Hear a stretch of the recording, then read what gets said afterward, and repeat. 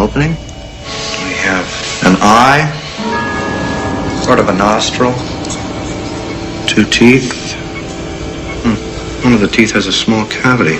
Close call, folks, but I think we got here just in time. Presented by Maria Menounos and Kevin Undergaro. This is Anatomy of a Movie. In-depth discussions and breakdowns of various movie titles. And now that you've seen the movie, let the dissection begin. Welcome, everybody. Thank you for joining us for another Anatomy of a Movie. This week's Operation Lone Survivor. I'm John Comerford. I'm joined on the panel by Sara Stretton. Hello. I really liked this week's operation. I liked it. Of course. Double meaning. And Phil Svitek. Hello, everybody. And in the booth is Marisa Serafini. Marisa, thanks very much for joining us. Hello. Okay, so did it survive your scrutiny?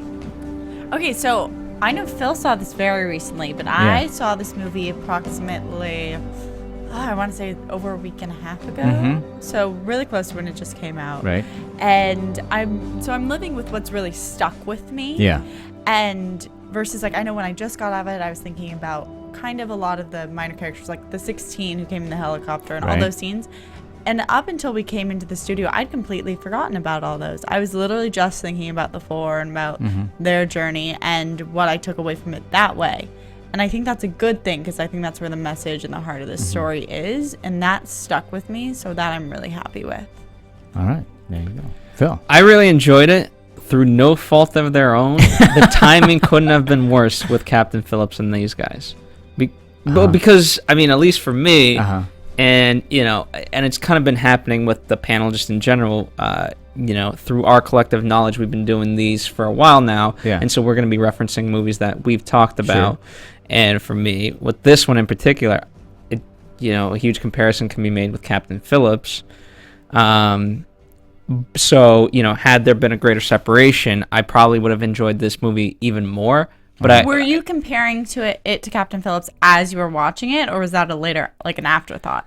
It was at the start of the movie, then once in the middle, and then definitely once at the end. Okay, so it was really present in your mind as you were watching it. Yeah, but that again, I really enjoyed this movie. I definitely want to talk about this movie. If truth be told, does it hold up as high as Captain Phillips now? It's fascinating that you say that because I never went there as I was watching it, which is I'm really wanting to know what caused that. So what made you think Captain Phillips in the middle of this? Okay, Captain Phillips. It's about Lone Survivor. Just the title itself, right? To me, meant it's about one man's kind of journey through survival, right? So Captain Phillips, one man's journey through survival. Sure. And also obviously. In a hostile environment, here you have the Afghanistan terrain and everything else, and there you have pirates and whatnot. And at the end, the big difference, if I can, I guess, cut sooner, is, at the end, Tom Hanks' walk and his last speech is so earned. Right. Whereas this, we get it at the beginning, and I was like, I'm not ready for that. Yeah, I see what you're saying. Sure. Okay, so that's interesting. For me, it's so different because the people involved put themselves in different situations. The men in Lone Survivor went into this mission completely knowing, what they get into. This is their job. This is their career. And Captain Phillips, it was some pirates came over. To me, it's a totally different situation. For me, the monologue or the explanation didn't come in too early, but that's probably because before I watched this, I had watched kind of behind the scene footage about interviews with the families, descriptions of the guys, the training that was going into it. So when I went in to see Lone Survivor, I was already equipped with the knowledge of kind of who these soldiers were as people and how their families felt about them. So I already had established an emotional connection to them. So I already was invested in them as their lives, as other than just a Navy SEAL. Other than that, to me, they were actual people already going in. So I didn't need them, I guess, to earn that, explanation to already feel worried about them or to have a connection to them. But movies on the opposite side, movies I guess should stand alone. I shouldn't have to watch. Well, I mean, you had that footage. coming in, which is that's great. But you brought that in. I didn't see those. I mean, I knew they were out there, but I chose not to because I wanted to. Again, I take the movie as it comes.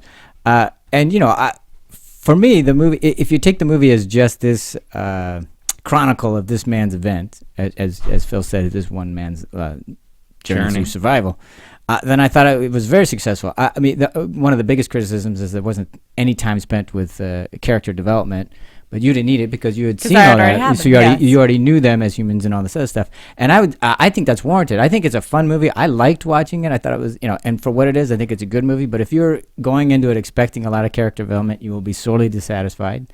And I think that's a warranted criticism. But it's still a good movie. That surprises me because the first 20 minutes is spent with them like racing and things like that. Yeah, there's not a hell of a lot of character. It's character. I get it. It's characterization. It's not development. It's showing the world. It's showing the environment. It's not giving you the actual individual attention on differentiating kind of who each soldier is from one another. Right. It's kind of grouping them together and showing their lifestyle. And I think that was great. But there's no development after that. Once the fight starts.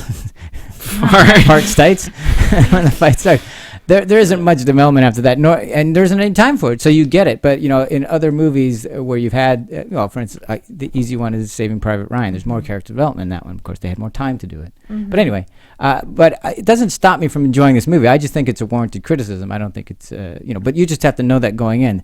It's just that's not what this is. It's not a character piece. You can do what I did. Or you can see exactly watch the behind the scene footage that they provided you with. Yeah, you can do that absolutely, and then you gain your emotional connection, and then go watch it, and it's still very a great successful movie.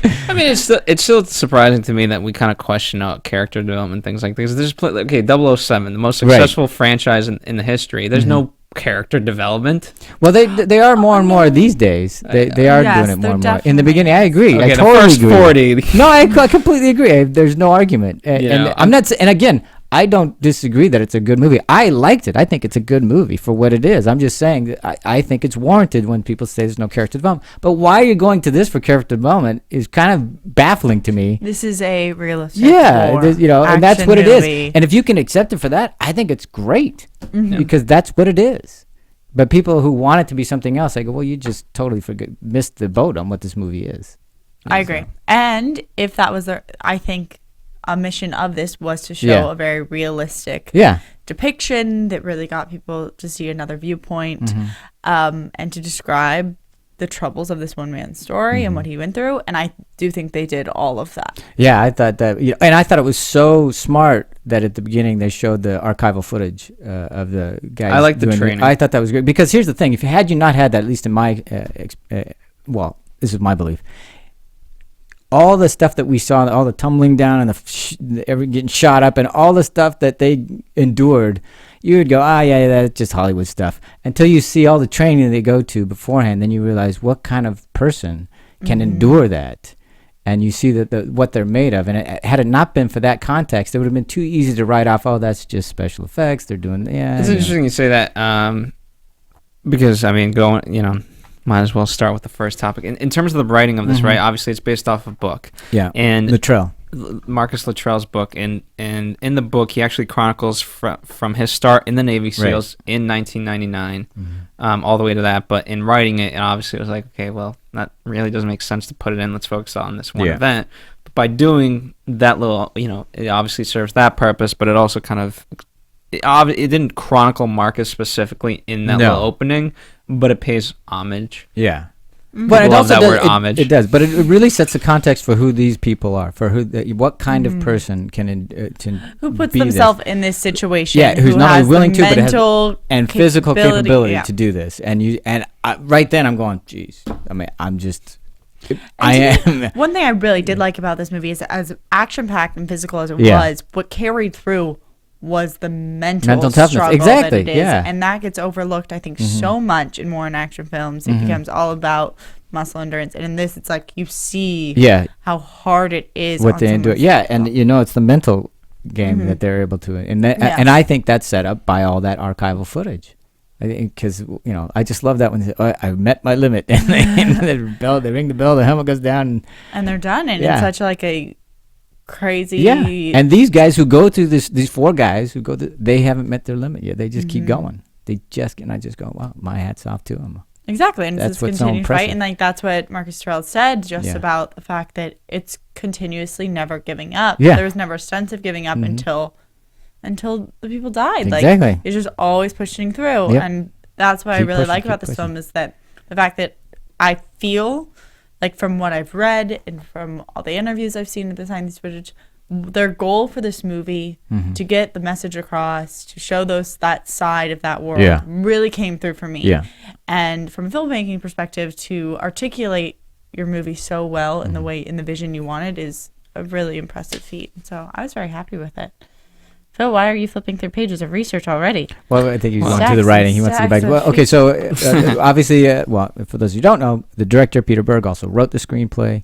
He based it mostly on almost entirely off of Luttrell's book, but a couple things he got from real world experience. He was embedded with. Well, he loves Navy working with SEALs. veterans anyway. Yes, he does. You know, Often uses them and used them in this as a producer role. Yeah.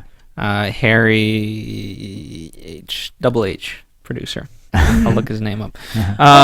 Go ahead.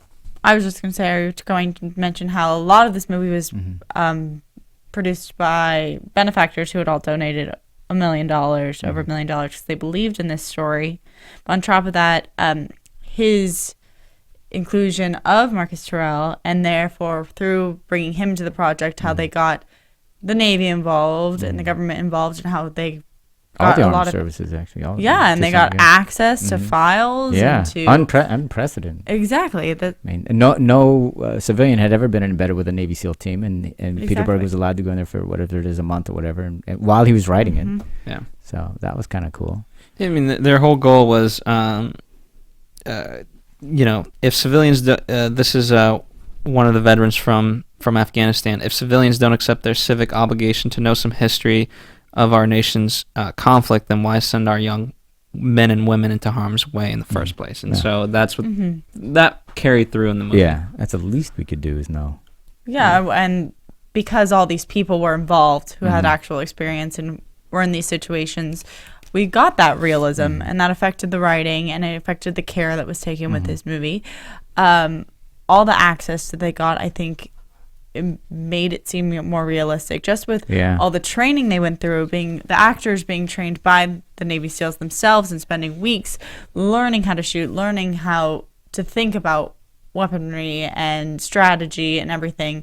All the attention to detail through the collaboration of people in the industry and people who lived this really came through and helped, I think, Peter, his writing and what he did with this script and his interpretation. And we also have to ask Marisa what her thoughts were on this. So, Marisa, when you get a chance, chime in here about your overall impressions and what stuck out most to you when you were watching this.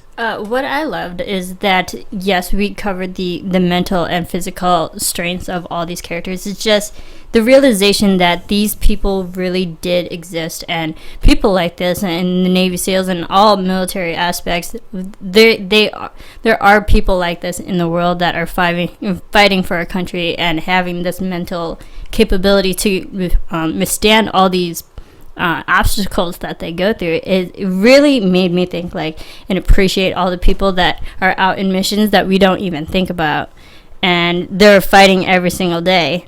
And all these untold stories that keep going that we never heard of, that I feel like there should be more movies like this out there.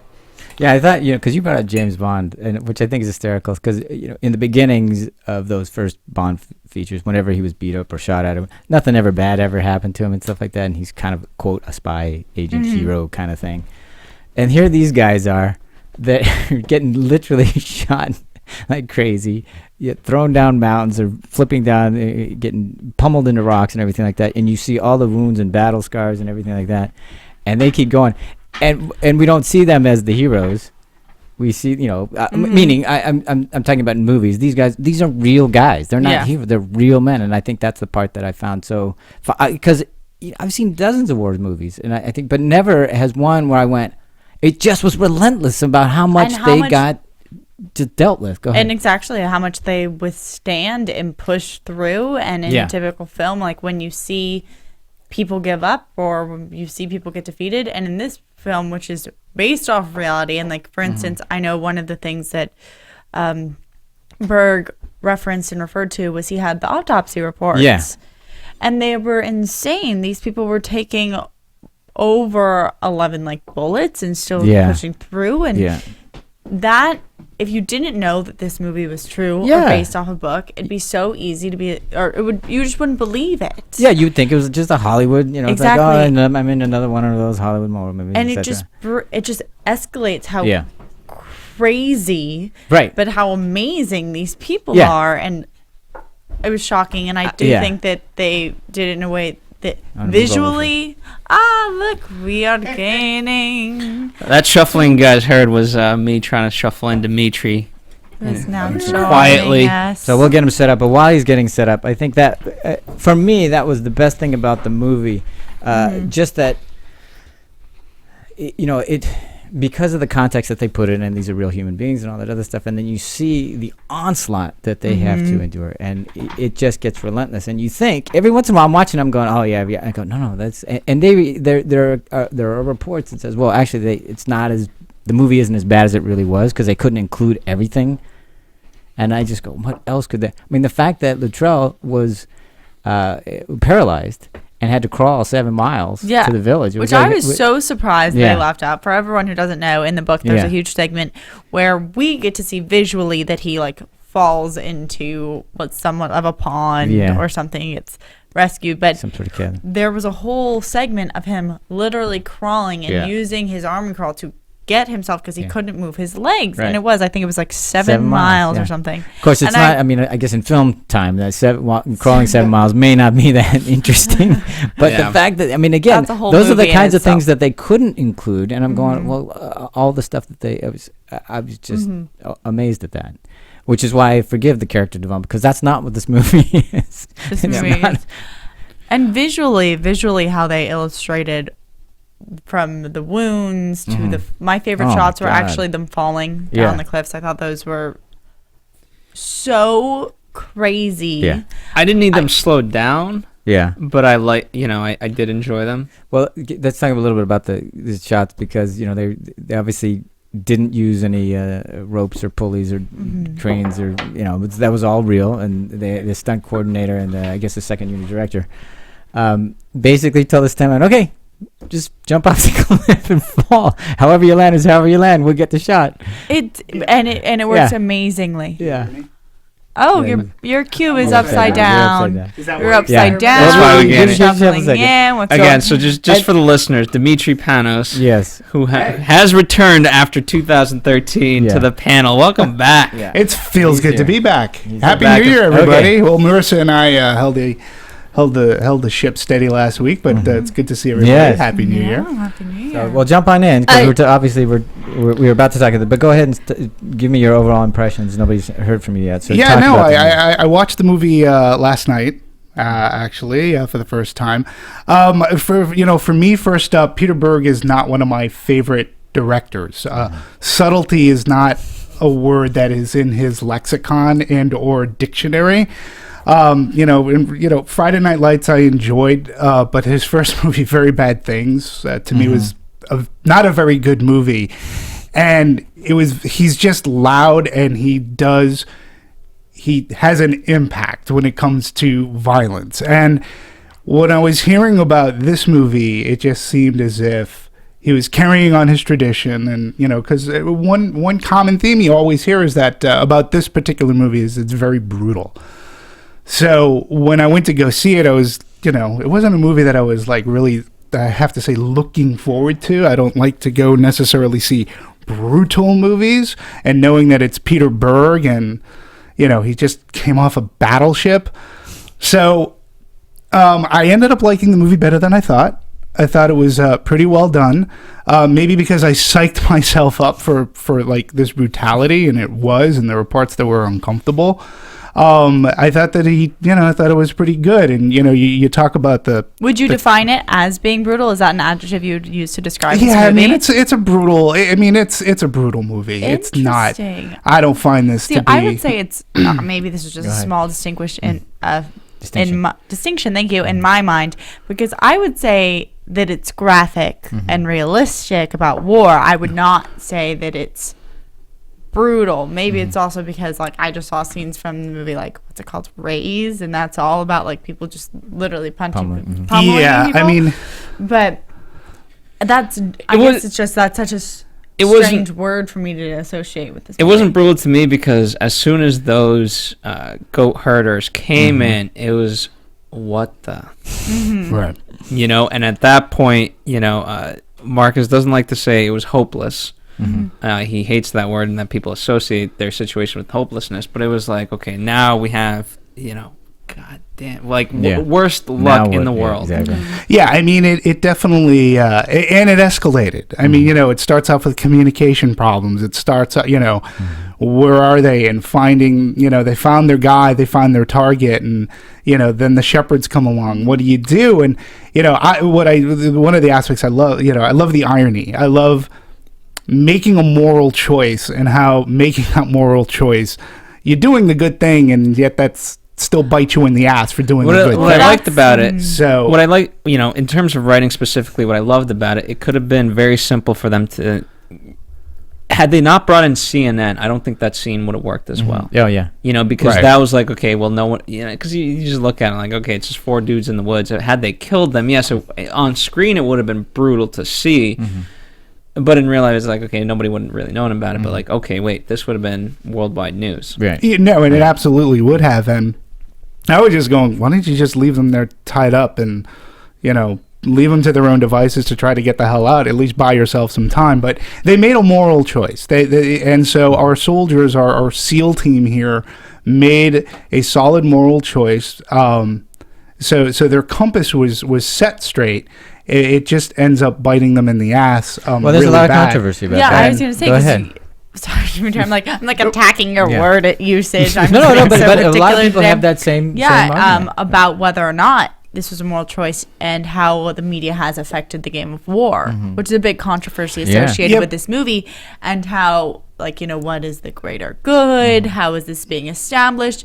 And yes, for an everyday civilian, moral choice, totally don't kill the red kid. In a time of war, I agree that maybe the best solution would have been to just leave them tied up, and then you kind of get this like limbo area where you're not really doing bad either way. You know, you're walking that middle ground. But it's hard that people who are trying to leave the country or on these missions are then being inhibited by the media's coverage and how they spin their acts. The argument is that by letting them free, they put other soldiers in harm's way. No, and those people got killed. But they had that argument there. Yeah. Luttrell specifically says, we don't kill kids. I mean, he says that. So there is, and they know that they don't kill kids. They, you know, the argument's not about whether they're doing right or wrong. The argument, and it was Ben Foster's character that says, I care about you, I care about you. These people, not so much. But they make their decision and they abide by the decision that they make, in part because they're brothers, that's what they're trained to do, but also because they do have a moral center. But let's be clear, they don't make a decision. Their leader does. Yes, but so they follow it because that's what they're trained to do, and that's what they do. Yes, but a leader is only as good as the people that he has to help him make that right decision. Oh, but people in that situation did not agree. That was very clear put that not everyone was on board for that same plan. That's true, but I see. I would contest that only to the fact that they knew that killing kids that's not a good thing to do. Let's separate, because it wouldn't be a good thing to do. We know that. We need to try to survive. So, you know, we're going to make best with what's due. Now, there wasn't a time where Taylor Kitsch's character ever said, I made the wrong decision. It was Luttrell. It was Mark Wahlberg's character who said, hey, man, I'm sorry, I made the wrong decision, because he seemed to be the guiding force, even though it was Kitsch's call on that, his character's call to make that happen. So for me anyways, you know, there was a moral decision, and that comes into play later on, because there are these villagers who save Luttrell, who have their moral compass, and they make their decision knowing that the wrath of the Taliban are going to come in and strike on their village for making a moral decision as well. So I think the morality does come into it, and the irony of it all is that, and they even say, it's like Jesus, it's like we did the good deed, and now look what happens. That's what makes this movie such an interesting story and a real life situation, because it's constantly these people getting the worst case scenario. It's they're put in these situations, and it's always the worst case scenario. Oh, we're on a mission, and of course we run into the goat herders, and we're gonna let them through. Oh, and the kid does run down really fast. Oh, and we're surrounded. It's constantly these decisions that are small choices that escalates by worst case scenario happening. And that's what made it a good movie. And it is true, because that's ironic and adds these layers of who's happening in what community. And you see different people making different choices and how it affects them. Yeah, and I think the way Peter Berg wrote his script, I mean, he definitely plays off of good, bad, what they're up against. But, for me personally, I mean, I do. I think that it was about, these soldiers put in this predicament. They had to make a decision. And eventually, even their leader decides, we can't do that. Aside from that, that's not what we're here to do. That's not what we do.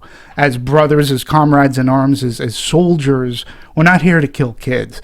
And they knew that these kids, it wasn't even a question to me as to whether or not they were going to keep their mouths shut. We knew that they were going to open their mouths. You knew that because it's a movie and we know where it's ending up. No, I think as soldiers, they knew because they were planning out. They said, as soon as we cut and run, we got to get up over here. True. They knew exactly what was going to happen. But I think that is, it's a planning for worst case scenario. Yeah, it's sure. like you're hoping that, okay, they're going to recognize, we set them free, they're not going to go, but we're planning to get out of here as quickly as possible because we're not stupid and going to rely on that. But it's always worst case scenario. It's being a smart soldier and always knowing the options. Yeah. So, but yes, I do think that the movie was brutal, and if you don't think that, why would anybody not think it was going to be graphic, brutal, whatever terminology you want to use? It is a war movie, so I mean, you got to know going in, and it shouldn't be any other thing. If you ask me, if you're going to depict this kind of thing in a war situation, then it should be, because that's what it is. Well, here's where I'll take it, and here's where I'll go. The Ben Foster death scene, that was not easy to watch.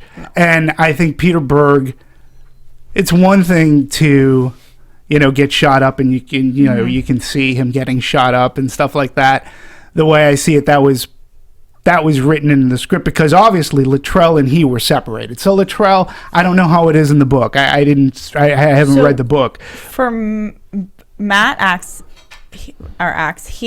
that death specifically, they got those from autopsies. Sure. So that was, although Luttrell wasn't there, that was taken specifically from. Yeah, but from an autopsy, you don't know the process of exactly. You don't get the process. So Peter Berg filmed that in a very uncomfortable, brutal way, where he was up against the tree, they were taking shots, the bullets were missing, and eventually it was going to happen. It was just a matter of when. Not an easy scene to sit. Some critics have said that it's war porn at its worst. Yeah, that's what they called it. I've heard that. But so let's talk about it. So do you think he did that because he wants to say how horrible and brutal war is, and we should be aware of that, or do you think it was just because Peter Berg's into war porn, or do you think he was saying no, this is the reality of it? I disagree about war porn. I think again, by him hanging out with so many veterans and employing veterans, him and a cinematographer just wanted to show a realistic story. I mean, initially when they were.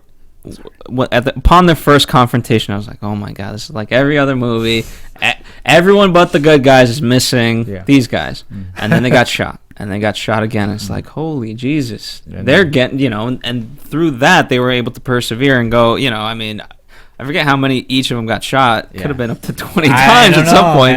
But they kept going. Unlike, again, if this was a regular action movie and it wasn't realistic, all the bad guys would have missed. Yeah. Well, and to your point regarding the autopsy, they had said that Ben Foster's character Axel Axe. Mad Axe. Like he was, they said that he was shot at least at the 17 times. Mm-hmm. So I don't agree with the term war porn. There, the criticisms have been, I've heard war porn. I've heard at other times say that it glorifies war. I disagree with those comments. I disagree with that at all. I don't think it glorifies war. They said it's jingoistic. That I agree with, but I don't see anything wrong with that being the movie that we're watching, and we're watching these. They're brothers in arms, so they're going to have that machoistic, jingoistic kind of thing, and that didn't necessarily bother me. Have to in the situation you're putting it in. Yeah, a I way, didn't really find Sure. it that jingoistic because there seemed to be balance at the end of it anyway. So it wasn't. I didn't think it was. I didn't get that. I was like, all right, I didn't see it. Yeah, I think and that's why I think a lot of the reviews have been split, and there's been some divisiveness. Listen, again, I'm not the biggest Peter Berg fan. I thought that this movie was good, but it did bring up other war movies for me, and another thing to point out about this particular movie and war movies of recent. About 5 years ago, you couldn't pay people to go see a war movie. Our Hurt Locker, which won for Best Picture, is the lowest grossing Best Picture movie in the history of Oscars. Nobody went to go see that. Great film. Nobody wanted to. I tend to believe that Zero Dark 30 sort of kind of changed the landscape. Zero Dark 30 comes out, and basically it gave audiences a catharsis. There was a bad guy. It gave him a win. It gave him a win. And in this case, even though people die, this movie too gives you a sense of hope. What I feel is the saving grace to this movie is the end. I thought that the end actually had heart. In fact, I wish it had a little more. Which part are you talking about? When he in the hospital, or are you talking about the village? I'm talking about at the end, like first when he's in the village. When the U.S. troops come in, number one, it's a great aerial attack scene. They come in and they just completely fabricated, by the way. Did not actually occur, but it still makes for a good movie. It made for a good movie. But it gave that catharsis. It's like we win.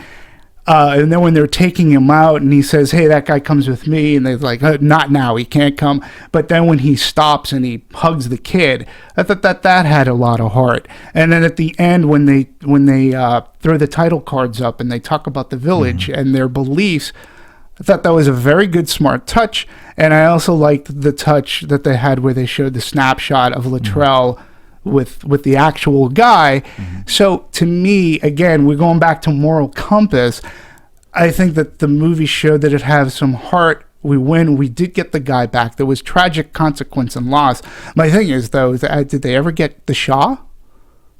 Well, let me ask you guys this. If the whole goal was to, and it seems it was, to reflect as accurately as they could. And by the way, from reading, Universal was kind of really hands off. Yeah, and they Peter Berg was kind of shocked at how autonomous he really got to be, and so in that respect, I understand why you would have a scene at the end like that, like you had in the village. But if you're going to be realistic, that didn't happen. Luttrell didn't flatline. Taliban didn't fight the village. There was none of that. Right. I mean, the Shah himself might have not even been with Al Qaeda. Yeah. What else was? I have a whole. So I mean, in that respect, if you're Marcus Luttrell didn't pull a bullet out of his leg, or shrapnel, whatever the hell it was. That's what it looked like. Shrapnel. It was bloody, and it was, I think, hitting bone or something. So it was bad. It was bad. Yeah, it wasn't pretty. Thank you for clarifying. Thank you, sir. In terms of the writing, obviously those were very specific choices to make this more of a story. But if your goal, could it have been more accurate and been satisfying in the way that we're talking about? Well, sure, but he, for whatever reason, he chose not to and wanted to finish. I guess he went third act. Let's have a big fight. Exactly. Let's wrap it up. Well, and plus, like the bookends, like I think what Peter Berg approached this as a movie and as a movie script, and he had read the book, and he adds the bookends of him flatlining. Which we come to, those little nuances I don't mind so much because he was trying to make a dramatic movie. I think throughout this year we've talked about movies based on true stories, and Captain Phillips was one, and Dallas. It's a big thing this year. It really is, and it's really in some cases because we had discussion of Captain Phillips, and it sort of works. For me, it didn't work so much in Dallas Buyers Club because they were just making up people now, and which didn't happen. This, that he went through hell, and they didn't shy away from the hell that he went through, and you knew that he was saved by a farmer or another shepherd, and he had this relationship. I think they changed the name of the guy in the movie. So if you're changing the names, that's fine. He wanted to make a little bit more dramatic. But did it bother you that he made up that whole he made up the whole fight scene at the village, and that's what makes the card that is so important, or had an impact on you. The fact that they had the title card at the end explaining what their cultural belief, but all that's made up, and that's all right with you. That for this movie, where he didn't make up characters that influenced the outcome of the plot. Guys, if you're wondering what this is about, watch our Dallas Buyers Club. I just don't get the inconsistency. No, it's not an inconsistency. I mean, I get for dramatic, like we talked about how they did it for Captain Phillips, which is fine, where they sort of kind of fudged around, and you need to do that for dramatic license. I understand that, and I'm lenient towards that. My only problem with Dallas Buyers Club is you made up two of your main supporting characters that there was never any dialogue. You yourself said, geez, I wish that they beefed up the relationship. I'm like, you can't beef up a fake relationship. He wasn't beefing up any relationships with the people that saved him. So to make that dramatic pause, the situation. Yeah, just beef up the situation. For a movie, you need to do it. I never read the book. Okay. So I don't understand. Who here read the book? I've not read the whole book, but I live with someone who has. Good enough. Great. Can I take that? Yeah. No, actually, I don't know how we it allow ends. hearsay here. I have a lot of hearsay on this movie. We actually have some great hearsay. There you go. That I want to get it out of her. And if she won't, I will. Then we'll make it up. I've heard so much hearsay on this movie. So I have a friend who worked with Taylor Kitsch. Worked with this movie, so a lot of that, and so they were reading it for source material. Oh, nice. Everything, that interpretation, even before the movie came out, I've been around the material a lot, and just, I don't know, I'm going to stop, because I'm not talking about that. All right, okay. So. There's someone I know on this panel who knows somebody. Who knows somebody. Who knows somebody. Who knows somebody. It's not me. I'm not. No, stop. All right. Why? Anyway, we have to just. No. Now the fans want to know. Now it's just going to be like. I want to know. Okay, if they really want to know, they can comment and ask, and if like. No, I'm going to. If 15 people comment and ask about it, then I'll tell you. You don't want to put that in print. No. You just have it here. And then you shall can deny. We go on? I will. What to say about the writing? Okay. Something. No. It involves drugs and survival. Phil, is all I'll say. Anyway, why don't you let me get the truth out? All right, no. Because. Oh my goodness! All right. So what I thought was, I didn't like the choice, but I'm sure other people have opinions about it. But the opening shot, well, when we get into the movie, not the archival footage, but when the first thing we see it's Mark Wahlberg that's all shot up and he's being rescued and stuff like that. I'm going, why show me who it is? Now I know who the lone survivor is. Now I know that people. Come on. No, but here's the reason why I say that is Tom Hanks in Saving Private Ryan. We don't know he's the guy that's gonna die. We don't know who's. I'm just saying it would have been more interesting because what I wanted was just a soldier. I didn't want to see his face. And you tell me you see all the bullet wounds and they're doing all the work on him. And then I see all the stuff he's endured. I don't know who it is. Then I'm up on the mountaintop. I understand, but because Mark Wahlberg could have been the guy that said, "Look, I'm gonna that classic thing where it says, okay, I'm gonna wait here. You go." Yeah, I could have done that. That would have just to add a little dramatic tension for me because it was like, okay, that's Blood Diamond type stuff. Got it. And I guess that doesn't bother me at all. It didn't bother me. It's just like, that's just no, because easy. I mean, number one, it's the title in itself is the biggest spoiler. You know that. Yeah, one guy. You just. What I'm saying, you got 4 guys on a hill. Would have been like, okay. But the only thing, the marketing. Your argument is actually good, but I think most people buy like everything was so heavily Mark Wahlberg focused that it was like, okay. But and then there's a book out, and then all you have to do is to go on to IMDb. Exactly. But you just said the 4 of us here, none of us have read the book. No, but I've read IMDb. I knew that he's Mark Luttrell, and I didn't even need to do that. I just Luttrell or Lone Survivor for that matter. The greater argument, and then we should segue into actors. But the greater argument for me was I would have liked to save that. It didn't feel earned. Yeah, I understand that point. Yeah, it was something that, and yes, there's a time and a place where you start somewhere in the middle. Mm-hmm. But here's the thing, but to start it literally at the end, usually, like, let's say with the Odyssey, right? One of the first tales to ever do this, you kind of start somewhere, let's say 3/4 in. Mm-hmm. You retell the story, you get back to that point, and then now that you know the past, now you still have a little bit ways to go. Yeah, because you weren't giving up, and we already know there's a lone survivor, so by showing us up the front, I mean, it doesn't, what purpose does it serve? You already know that Luttrell is the lone survivor. That's not my point. The point is about Luttrell. We're talking about something else now. The point is, what was the benefit? It's a bookend. It's a bookend. It starts the movie. It ends the movie. It even says 3 years past. We get what it is. It's not. That's not the question. It's like, what's the point? I mean, why bother? What was really the emotional resonance for the audience? Like, okay, here's where we're getting it. You know what I mean? So as you're watching the opening moments, is it supposed to be like, okay, everything's good now and we're having races, but it's all going to go to hell? We already knew it was going to go to hell, right? Yeah. And we already knew one guy was going to survive. That was my only real nitpick with the movie. It's like, it didn't feel. I didn't want it there. Yeah.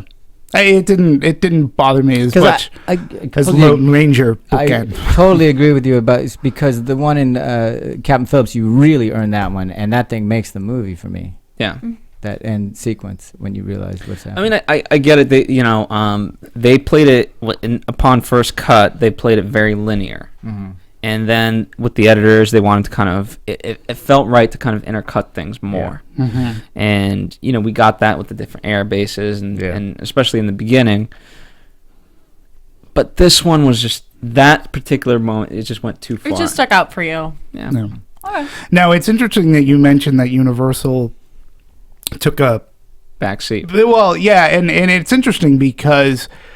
he wrote the script for Universal Studios, and they optioned, they optioned the book, but he went through a different financier, which is Randall Emmett, who financed the movie. He raised the money through whatever his sources were, and they were going to release it with Universal, but they didn't want to make the movie per se with a studio, so they were able to.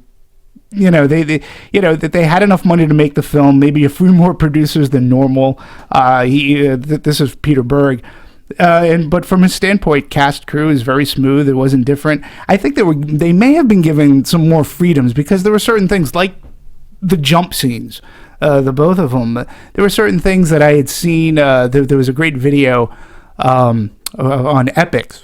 I think it's like The Envelope Please, and they had the cast and crew with Peter Berg, and he talked about those scenes, and it didn't sound like they had it as planned out as they wanted to. Absolutely and that to me, like, if there was a studio there, a studio would have gone, what the hell? No way. Like, you're insured. Like, we can't allow, like, you figure, it's really funny because he talks about, like, the first stuntman, and they were all testosterone up. They were ready to do this. And Peter Berg's like, okay, so what's the plan here? He goes, well, I'm going to jump off this cliff. I'm going to bounce off that tree, roll around, then I'm going to fall off that ledge, and I'm going to land on my back. Peter Berg's like, wait, come again? You're going to bounce? What? And he's like, I'm going to bounce off that tree, roll around, fall off that ledge, and land on my back. And he goes, okay, and he yells action. The guy jumps off the cliff, and he slammed into the tree, broke his ribs, punctured a lung. Next thing you know, they're medevacing him out of there. And Peter Berg's like, okay, everybody, I appreciate that you're all jacked up to do this, but we have to tone things down like a little bit. That's, a studio wouldn't allow that to happen. Like, you have to have that planned. Usually in a movie, I know stunts go bad, but you don't say, well, I'm going to do this. Well, let's just try it out. Let's just try jumping off the cliff and see what happens. I mean, it should make good film. I like the spirit. Yeah.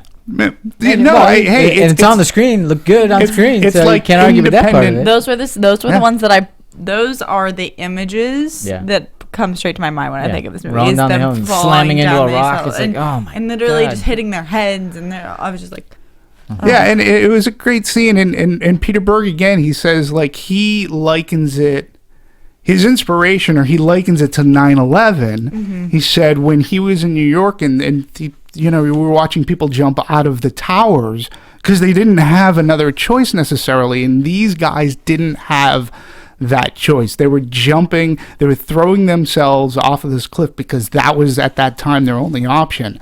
And what I appreciate too is how they filmed it.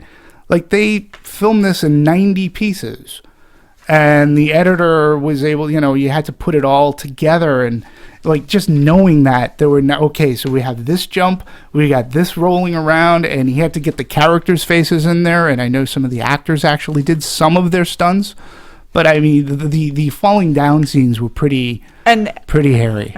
I'm sure they were, but it was great. It turned out great for all the effort they put in, all the angles, all the editing. I think that those were the best shots in the entire film. Yeah. Where's the falling film? That's my opinion. Want to talk casting? Yes. So Mark Wahlberg, you mentioned Randall Emmett, which, by the way, Full disclosure, go ahead. well, John and I work for him, along with Kevin Undergaro and Maria Menounos, and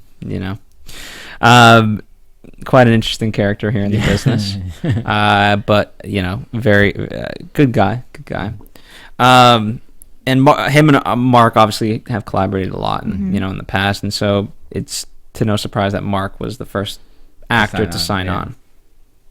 And then from there we got Taylor Kitsch, Emile Hirsch, Ben Foster in particular. Mark brought in Ben Foster. He recommended him to Peter Berg and said, "Hey, you should." They'd worked on what was the last one they did? Contraband. Thank you. Yeah.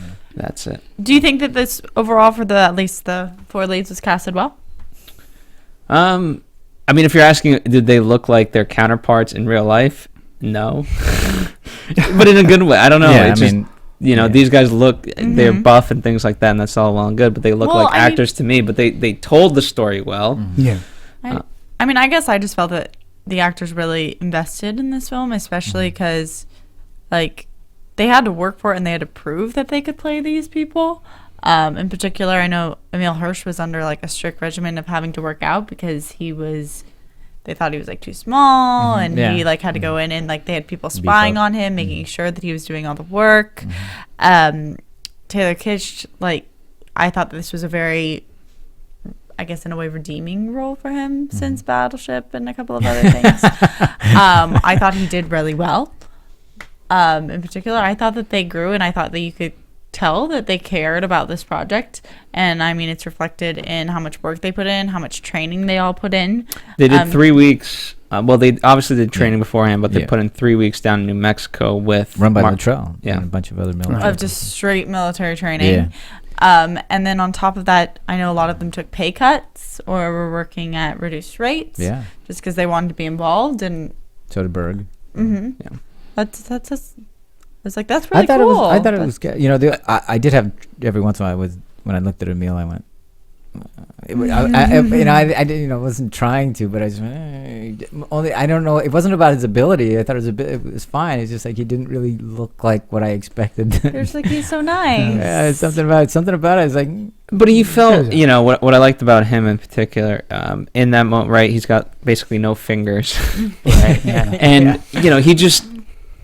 He went to a childlike presence that that he as an actor, right? I feel towards him, and so he was like, motherfucker, and then everyone's like, dude, quiet, stop being a little whoa, this man's got nothing. So I really respected that. I thought in terms of their acting, their movements, I felt, I don't know, I don't know truly if they're authentic or not, but they felt. But they looked, then they looked the shoot move cover thing. That looked all. Their training paid off. Was great. The performances for me, I thought they were right across the board. They were fine. They were, they made you want to believe in them, and they're the likability factor. And Mark Wahlberg plays those kind of roles really well. I think he can do a Ted, and then he can go into a movie like this or a Contraband. He or the Michael Bay, the Pumping Iron one, Pain and Gain or whatever that was. But he's a good actor, And as far as Taylor Kitsch goes, Friday Night Lights, he's a good actor. don't forget, Peter Berg directed Battleship, and I think he took Battleship so he could do this movie. He did, yeah. So, I mean, Battleship, but, I personally, I don't think John Carter is as bad as a lot of people would make you think it is. It's not a fantastic movie by any stretch, but it definitely was not the worst movie of the year that year. And Taylor Kitsch I thought he was very good in Savages. I thought he was, I think he's a good actor. He's just trying to find his way. Emile Hirsch is the one. I mean, this is a guy who continues to act. He too was in Savages, and he was really good in Savages. And, this is the guy that's coming from Speed Racer. So, which is not as good a movie as John Carter. I'll just be kind. And I think Emile Hirsch is, I think he's shaping up to be, a decent actor. And I think their chemistry, you could tell that they trained together. Their chemistry, I thought, was really good.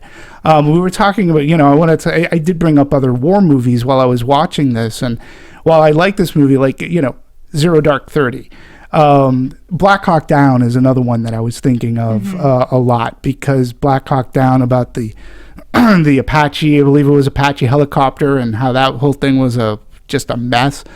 So, obviously Saving Private Ryan. And I think those movies are better than this movie, but this movie ain't so bad. Like, I wasn't surprised it didn't get the Academy accolades that I think they wanted. But, it's still worth watching. It's a good flick. I definitely think it was a good movie. Maybe it's just the other caliber of films that are out this year where I was not surprised that it really didn't get the award nod. And thinking about it, I would maybe have put it up for something. It would have to be coming either from like a direction or cinematic or editing standpoint. I wouldn't be putting it in the best actor, best film categories. But maybe that's just because I thought that there were a lot of really wonderful films this year. Yeah, no, I mean, it's a tough landscape. Because if I'm putting this, I put this movie next to Hurt Locker, personally, I will watch this more times than I'm going to watch Hurt Locker again. Plus, I mean, I think part of it, not to get too far into it, but it came out too late. You mean for Academy? Yeah, I mean, it had a kind of a limited release in 2013 because it had the 25th. Wide release was the 10th. Right. So. Yeah, so January 10th is when it really came out, and so it didn't gain traction. It almost seemed like an afterthought, I guess. But maybe they didn't think that they were going to get an Oscar. So screw it. I think Universal was pushing, because ever since its first screening, they were talking about, number one, the first screening that they held for it went over really well, much better than they could have hoped for. But again, one of the things it says, this is a very intense, very nail biting. It's a very intense, brutal, in your face war movie. They said the performances are good, and I think the reason why they released it on the 25th is to get that Academy. To get that Academy push. Yeah, because you have to get it out. Yeah, you have to get it out before the end of the year, and so there's no reason to release. I mean, the 25th was a hell of a day for movies, because there was like 100 of them coming out.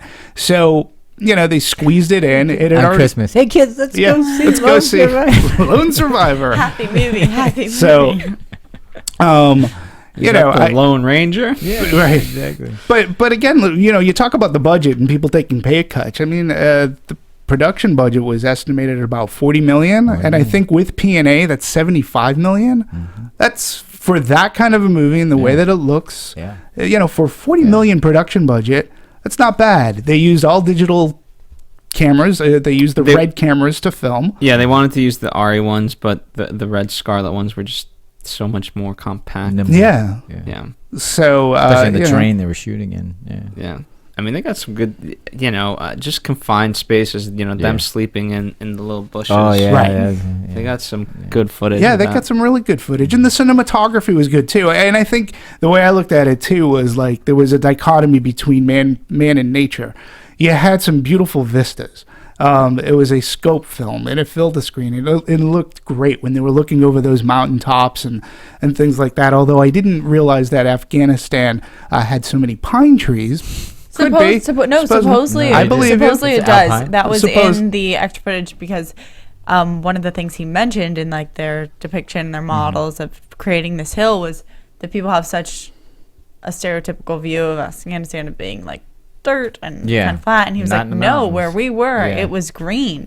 There were trees everywhere. And so according to Marcus Luttrell, that was a very accurate, good depiction of the scenery that they were involved in. I mean, I'm not knocking it. It was just like, wow, there's a lot of Christmas trees in Afghanistan. But maybe that's why they brought it on the 25th. There you go. Could be, yes. They wanted to connect the trees. But no, I mean, I thought that here you have these beautiful vistas, and then this tragic, awful violence is taking place in this. Like they barely even got a chance to, like, they were trying to just, you have all this beautiful vista, and they're looking through their technology to scout out a guy, and I thought that was very interesting for me while watching the movie, because there was some beautiful land there. So yeah, I like the nature verse, well, not nature verse man, but how it played against the violence that was going on in that beautiful nature. They shot it in a documentary type setting. They used, I think, 3 cameras overall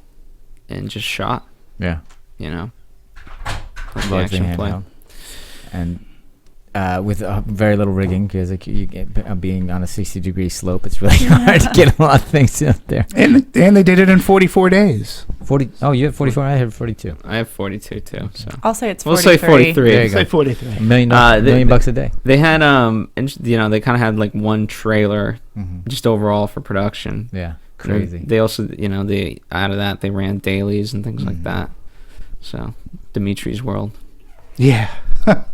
We talked about casting. We didn't talk about any of the other people in the cast, because I really enjoyed the leader of the, for lack of a better term, the leader of the village, the elder, the guy that I thought he did a fabulous job. That, for whatever reason, I Which one? believe that guy. The guy who that stood up and basically saved him. Told the Taliban, "Hey, go away." No, sorry. It's very interesting. He's great. To me, I don't know if it's a good thing or a bad thing, but it's like he was a very good character, who did very well.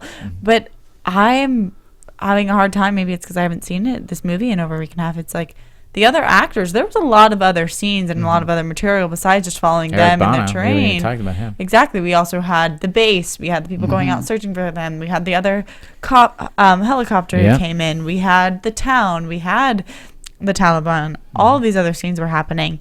And maybe it's because Luttrell's story was just so strong and what they went through was just so impactful.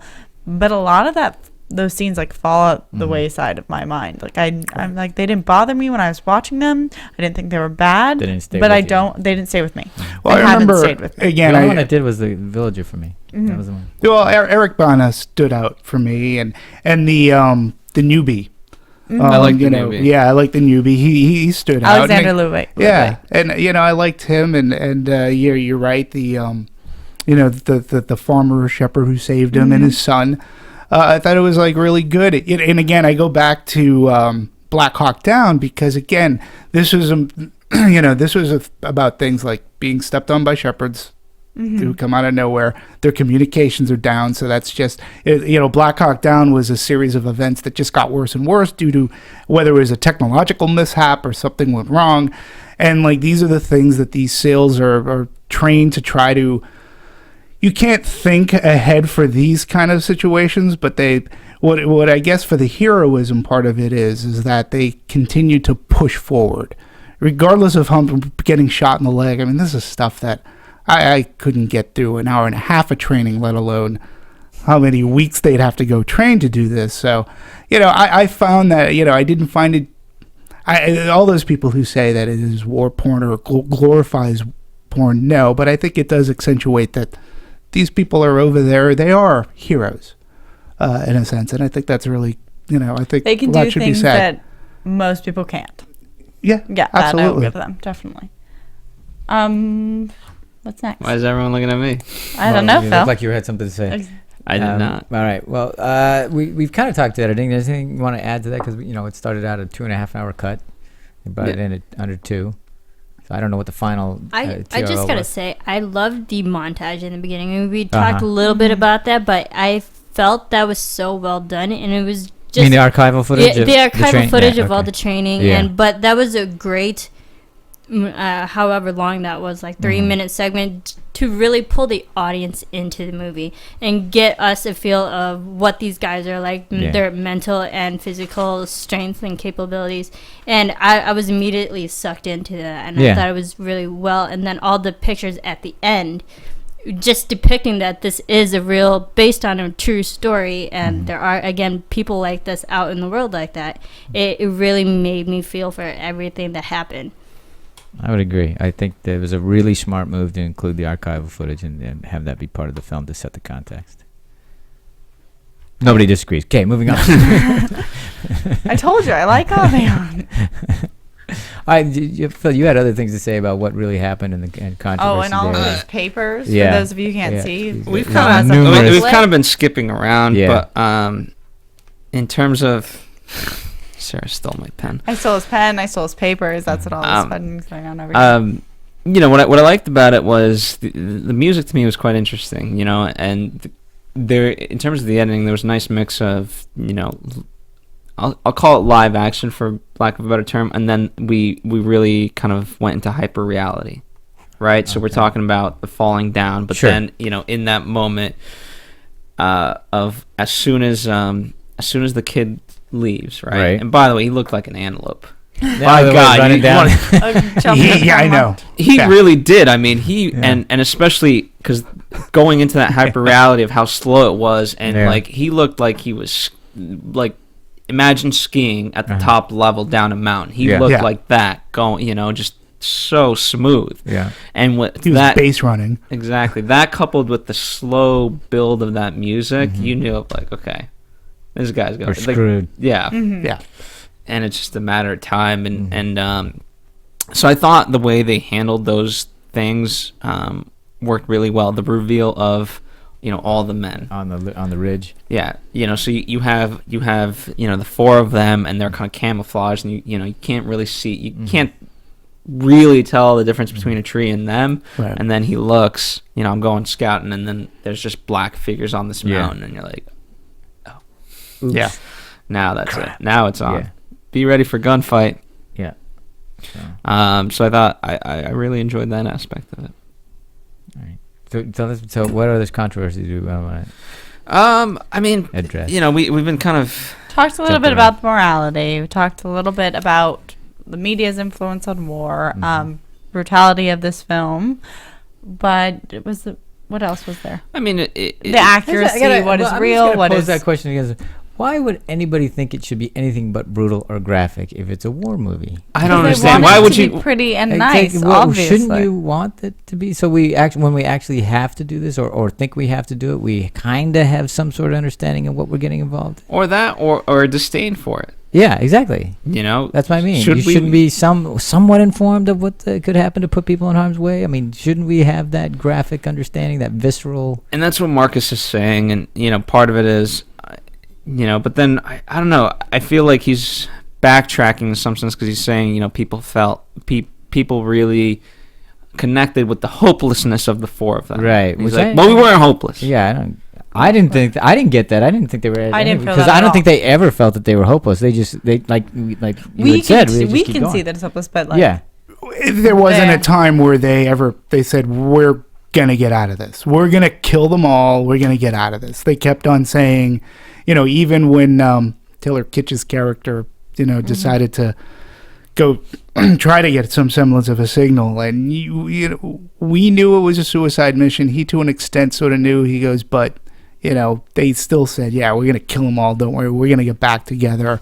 But I think too that could be part of the psyche of what it takes to survive in that type of a horrific situation.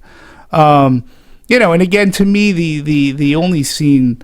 And again, it could have been because I was psyched up, you know, I was expecting this, you know, extremely brutal thing. Like I thought I was going to literally see bullets go like through bodies and stuff. Was the Ben Foster scene to me was probably the most uncomfortable for that.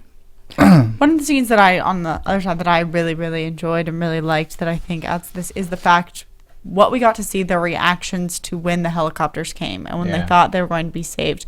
Because there's this wordage and this use of like, we are going to survive, we're going to make it through, like we are soldiers The being hard, cavalry's there. and then all of a sudden they come and there's the cheer and there's the joy, and because they're so joyful, it makes you even understand that underneath it there is an understanding of what a dire situation they were in and what's going on, and then to then also get the drop after that and the unexpectedness of not being saved. I thought that moment in that scene was shot really well, and how they kind of gave you every perspective on it, from inside the copter to outside to the ground. I thought that was a really nice moment. Yeah, I also what I enjoyed is they hurl themselves down these mountains and just get killed upon these rocks, and then they get up and they talk for like 2 or 3 minutes, and then bullets again. It's like, God, just a second, just catch our breath there. Yeah, I mean that was a nice moment because it was just a reminder for the audience because it is a film technique. How oftentimes you get that, and it's like, well, this is not that. No. What I like, so speaking about the village and various things, a lot of visual effects were used in muzzle flashes and to kind of add that. But then in the filming of the actual village, there was only 2 huts. Yeah. The rest were added. Which is great. And then same with the base. Apparently there was only a few of the base buildings, and they just filled it out. It's like, oh, that was great. I didn't notice anything. I didn't notice at all. Yeah. No. It wasn't distracting, so it was done well. Yeah, that's right. Didn't take me out of the movie. And well, So where did they find a village? Great. Let's go. Yeah. I mean, because when I watched The Lord of the Rings and The Hobbit, it just reeks of visual effects to me. Because it's just all over the place. Yeah. Well, I mean, there are. This doesn't. Well, everything twinkles. But I like it. I like The Hobbit. I like I didn't see it. So. But going to visual effects too. Just this past week, a reel has made it onto the internets there about Wolf of Wall Street and the types of visual effects that were used, and then for locations that I had no idea. Like that there's this house in the beach that was surrounded by all this stuff, and apparently it wasn't. Like there was the house there, but its background was. So it's amazing how you can inlay and make a village up for with only 2 huts, so to speak. I thought the village siege was really, that was cool. And again, I think it was just put in there to give some semblance of some catharsis that the bad guys are getting it, and we need to, they shut these people up pretty badly, and we need to get Mark Wahlberg out of there. So I don't know. I'm actually surprised at how short the original cut of this movie was. Oh yeah, 2.5. Yeah, I know. You think it would be longer, right? I mean, just talking about Wolf of Wall Street. 4 hours. Yeah, exactly. Most movies come in at like 3 hours on their first cut, and especially because they said, given their shooting style, they talked about if there was time, they'd shoot extra. Yeah. And so when you have all that footage, you're kind of apt to just like, okay, let's try, let's see it at least, and then we'll take it out. And sometimes that's bad because then you end up falling in love and don't want to take it out. Right. So I give them a lot of credit for their due diligence. I mean, all in all, 7 months for. I mean. It's kind of a studio movie, kind of not a studio movie. So to complete in post-production a movie in 7 months. It's pretty impressive. I think. They were very efficient. It just seemed like using those digital cameras too, I think helped them out a lot. They could probably do a lot of their daily editing right there and then shortly after being filmed, so they knew the shots that they had, what they might need. I mean, Peter Berg on this particular film, especially if you're going to compare it to Battleship, and I think that, Battleship. Well, but again, I think that, and I don't know if anybody has ever asked him this question, but prep for Battleship. And this isn't, I'm not talking about good or bad the movie is, but there are 2 different movies. And, if you film this one in 44 days with 3 red cameras, like when he was going into work for Battleship, like I'd like to know how different was the planning and going into Battleship and what he had to map out a storyboard and then going into this movie. What did he know that he was going to be going into Lone Survivor with a different mindset, and I'm going to do this more independently, so to speak. To me, that would be interesting to see a director who's directed something really big. And this one is sort of kind of when you think about it, it's a little bit more intimate. You're talking basically 4 main characters, this one locale, and it's for all intents and purposes, it's a real location. Yes, they added onto the village and things like that, but you're in this environment, you can see it, and I think we call him Crazy Randall being who he is, but also this was very dear to Mark Wahlberg, and Mark having that Boston mentality of like, we're gonna do it, we're gonna do it 100%, and we're gonna do it the right way. Right. And so when you have that kind of collaboration, then it becomes a lot easier. And yeah, you can throw guys off a cliff and Exactly. Because they Have them want to jump puncture lungs. Jump. And, yeah. You land where you land. We'll get you. Don't worry. Just jump. exactly. And you There are brought some up pads down there somewhere. Go find them. Well, Peter Berg even asked that stunt guy, he goes, do you want more pads? He goes, no, I'm just going to jump right off. I'm Okay. fine. Okay. But you talked about music. Yes. And actually, I think the music in this movie was perhaps the only subtle thing that there was. I mean, he used Explosions in the Sky heavily, he had them in Friday Night Lights, very guitar driven, but not heavy guitar, and it sort of kind of adds in like this nice bed. And actually, that was the only subtle thing. There wasn't any big bombastic kind of music, that there was no like orchestration, big score to punctuate a lot of what was going on as far as the battle scenes or anything. And I too think that makes this a movie that doesn't glorify doesn't glorify war. There was no huge upswell of orchestrations, and patriotic music. You had this Explosions in the Sky, which is very subdued, and it is subtle, and I thought that their soundtrack was pretty good. I thought it was different. I agree.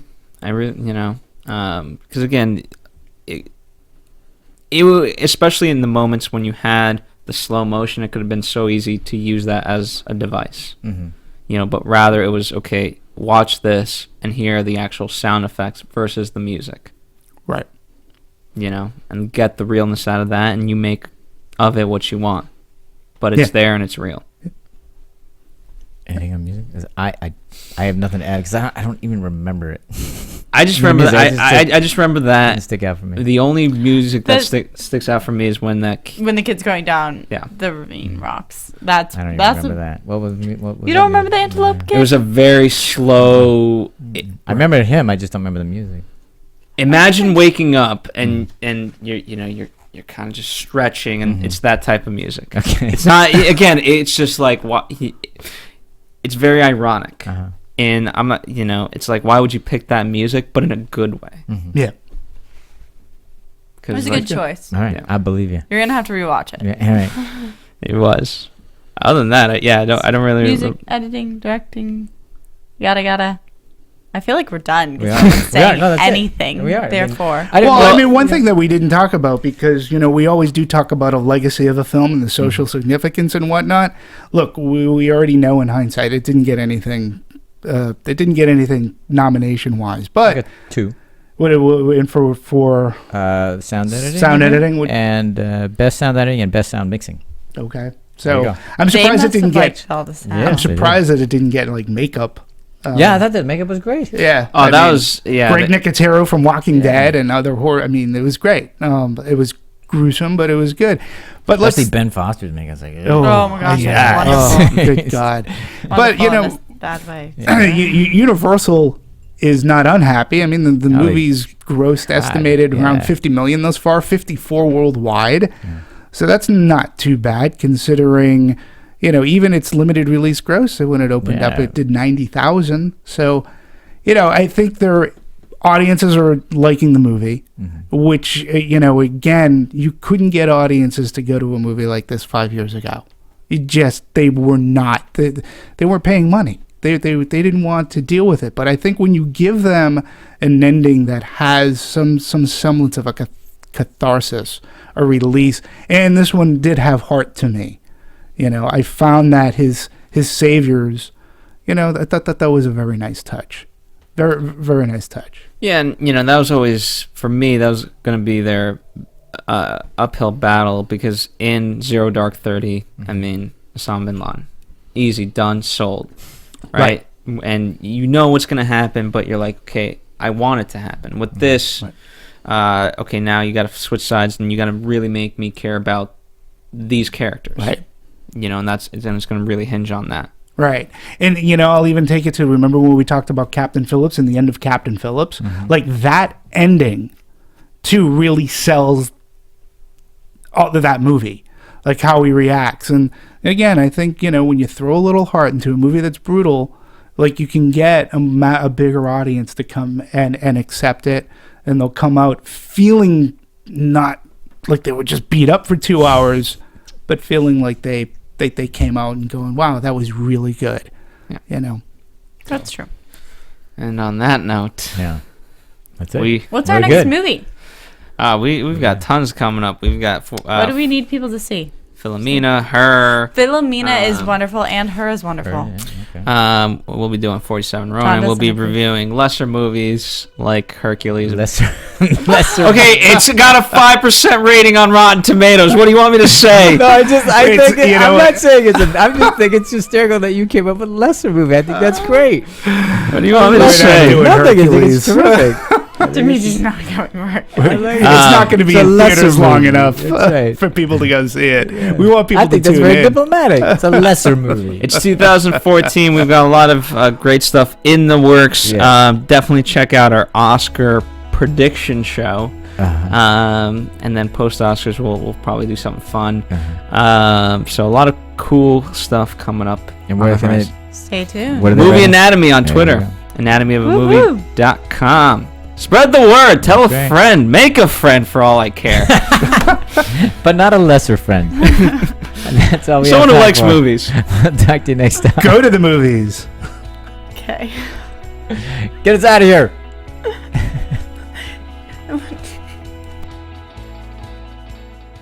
From producers Maria Menounos, Kevin Undergaro, Phil Svitek, and the rest of the Anatomy of a Movie staff, we would like to thank you for listening and subscribing to the show.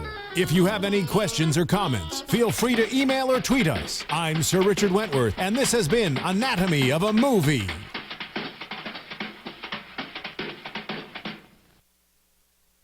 Thanks for watching Anatomy of a Movie on YouTube. For more on your favorite movies, subscribe to our channel here and be sure to let us know what you think in our comment section below here.